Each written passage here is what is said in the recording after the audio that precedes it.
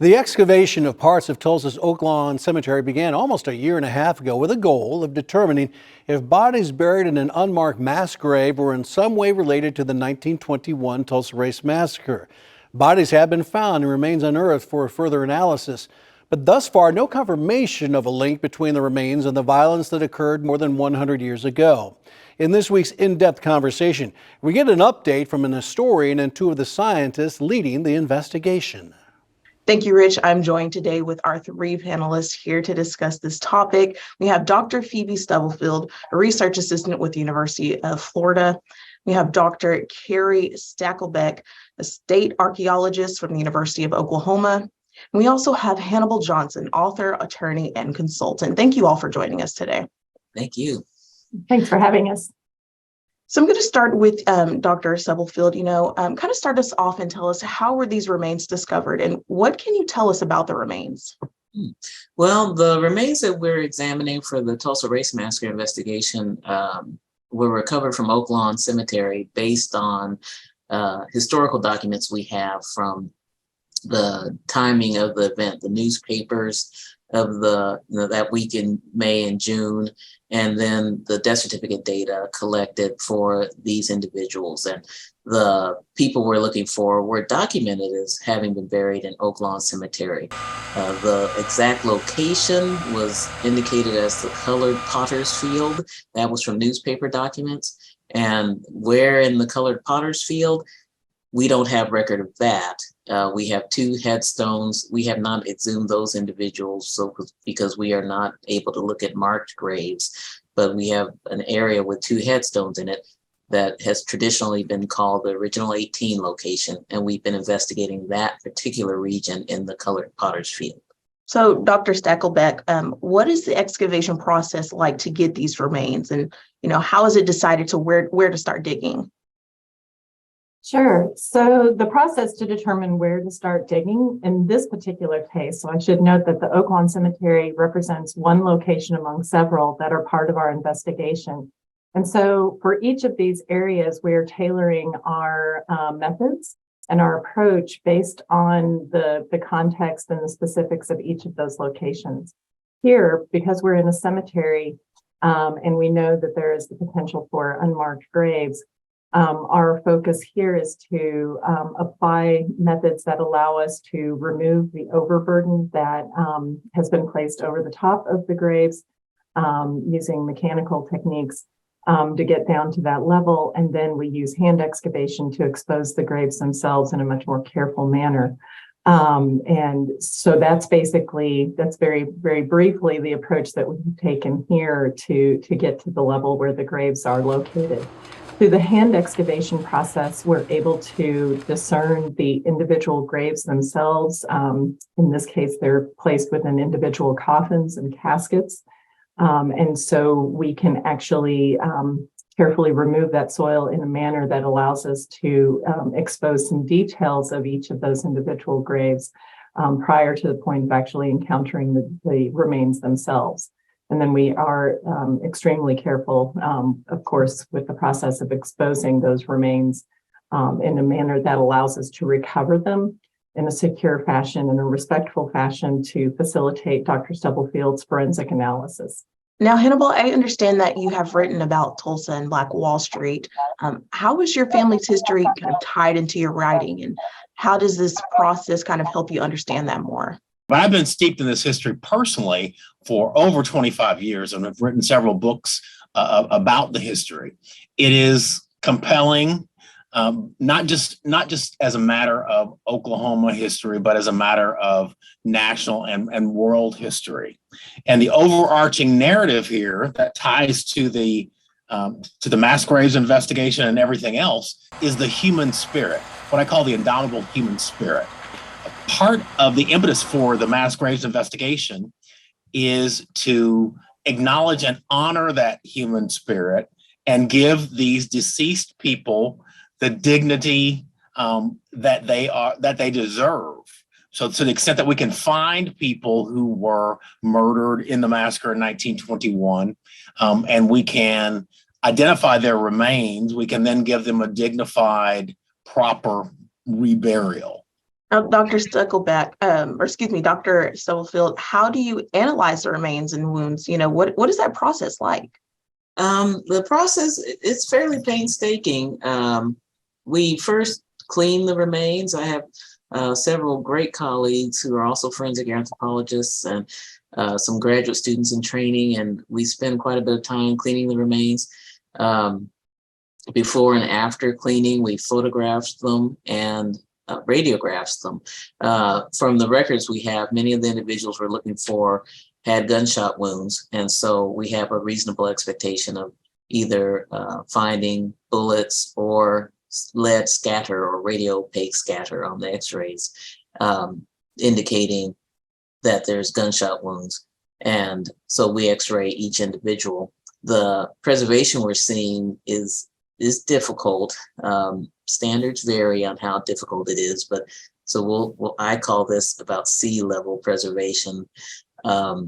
But sometimes we apply a preservative to the bones of interest that will tell us more about how old the person was or how tall they stood or what sex they were.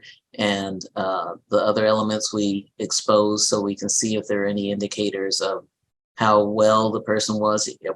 Sometimes your health will affect your skeleton, and so we'll look for signs of that. Most of what we see are things like arthritic changes because we're looking at adults, but we assess all of that and record it.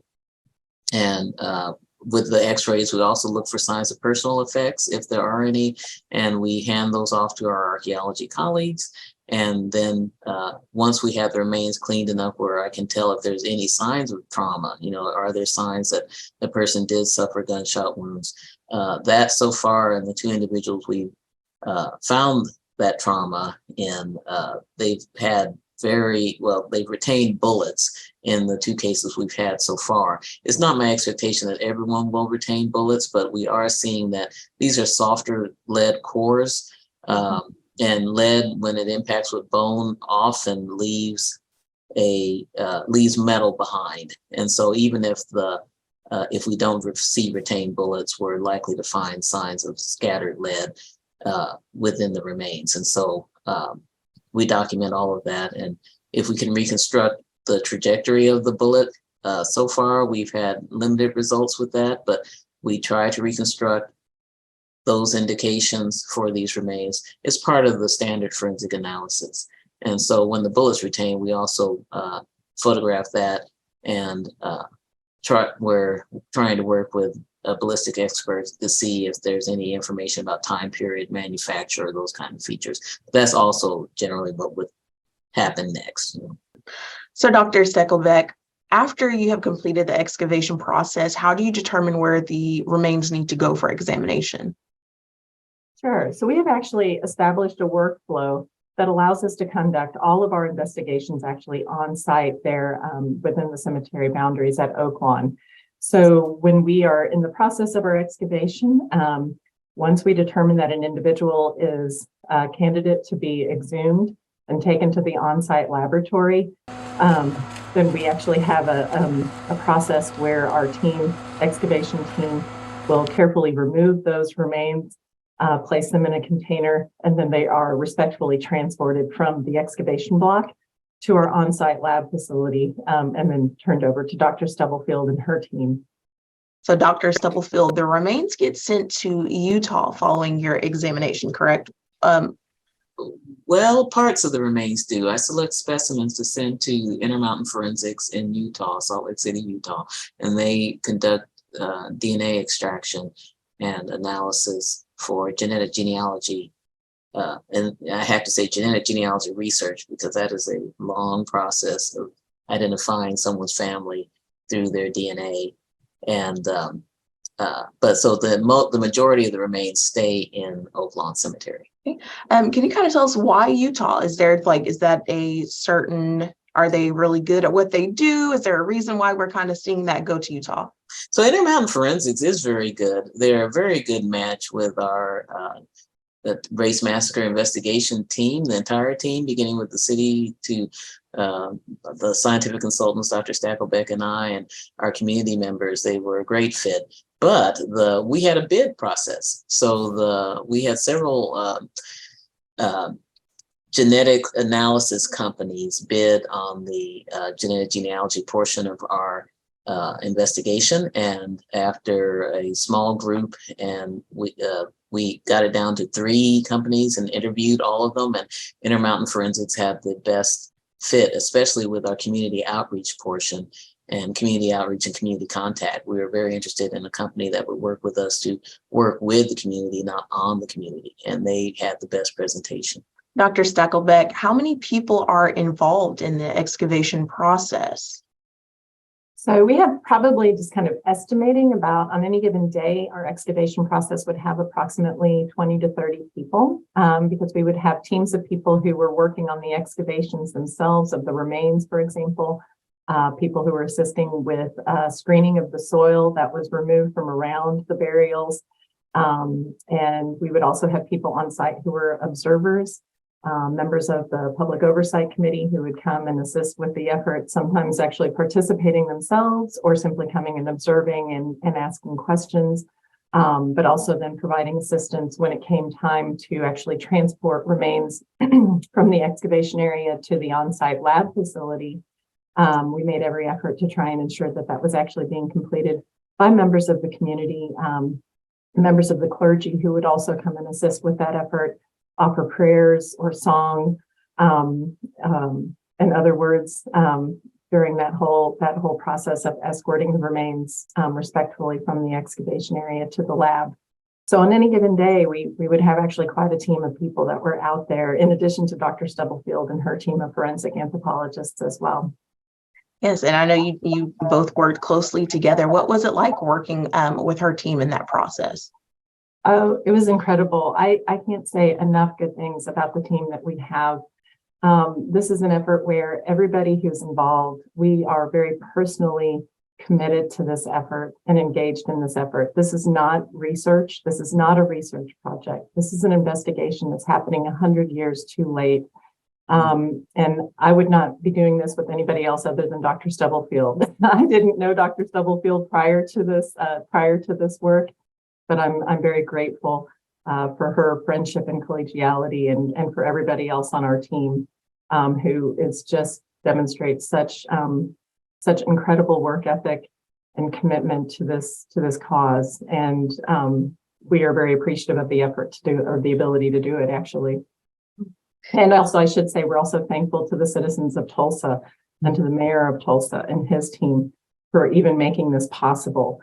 And they've put a great degree of confidence in our team, and we work diligently to try and remain true to that. And speaking of the city of Tulsa, Hannibal, how have you worked with the city of Tulsa on tracing the history of the Tulsa massacre? I want to just second that. Kudos to Mayor Bynum for really initiating, or I should say reinitiating, this mass grave search. It really began with the statewide commission that was convened in 1997, issued its final report in February of 2001, called the Oklahoma Commission to Study the Tulsa Race Riot of 1921. And so that really was the beginnings of this search. For me, it's important that we answer the lingering historical questions that remain. That's part of acknowledging our history, providing an evidentiary basis for some of our conclusions.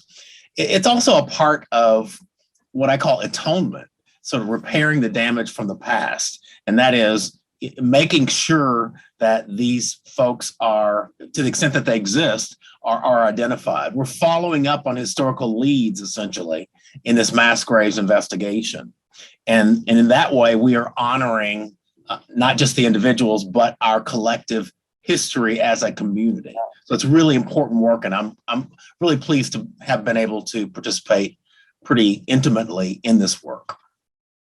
That is all the time that we have for today. I want to thank you three for joining us and speaking about this. You're very welcome. Thank you for remembering our investigation and for inviting us to present. Rich, back to you.